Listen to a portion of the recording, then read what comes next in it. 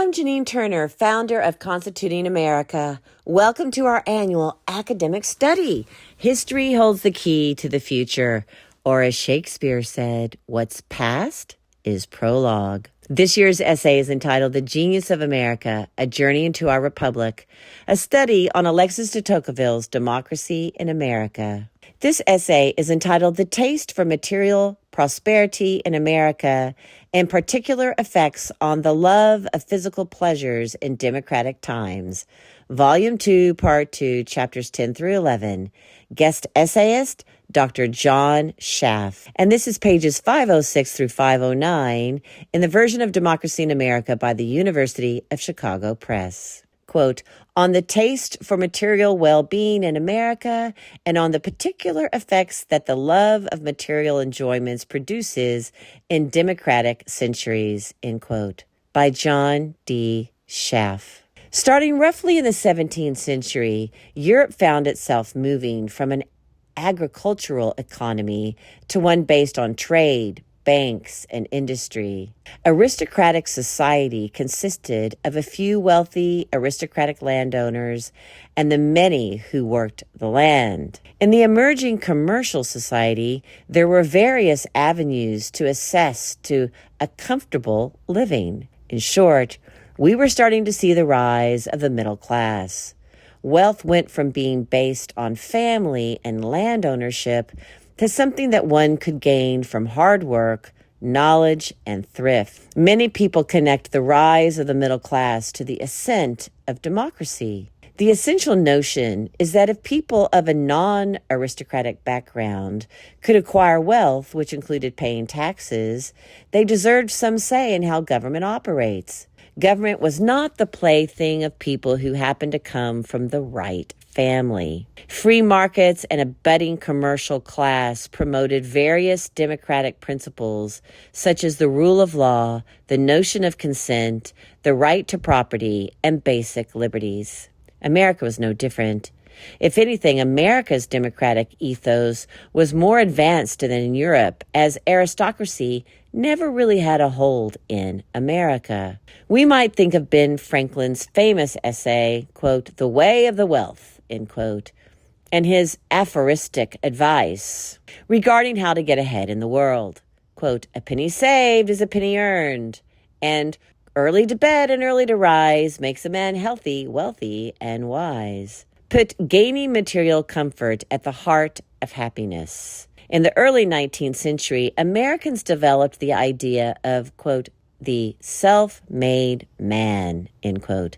The notion that through hard work, sound habits, and frugality, a person could rise from meager circumstances to relative success. The biographies of Andrew Jackson and Abraham Lincoln illustrate this theory well. These concepts undergird de Tocqueville's discussion of American, quote, taste for well-being, end quote, and, quote, the love of material enjoyments, end quote. As is typical of Tocqueville's style, he makes a distinction between aristocratic and democratic times. Throughout Democracy in America, de Tocqueville notes that aristocratic times tend to be characterized by the love of virtue, an appreciation of beauty and grandeur, an elevation of mind and building things of enduring value.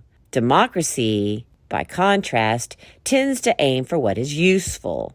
It elevates the notion of material comfort to a key virtue, to the neglect of public affairs and noble enterprises.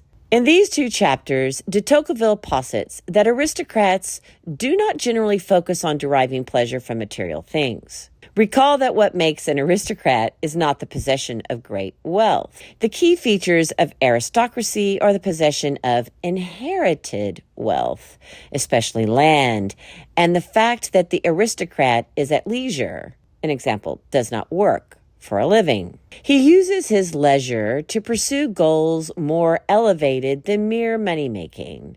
Businessmen may have great wealth, more even than some of the nobility, without being members of the aristocracy. However, de Tocqueville notes that some aristocrats do find immoderate pleasure in worldly goods.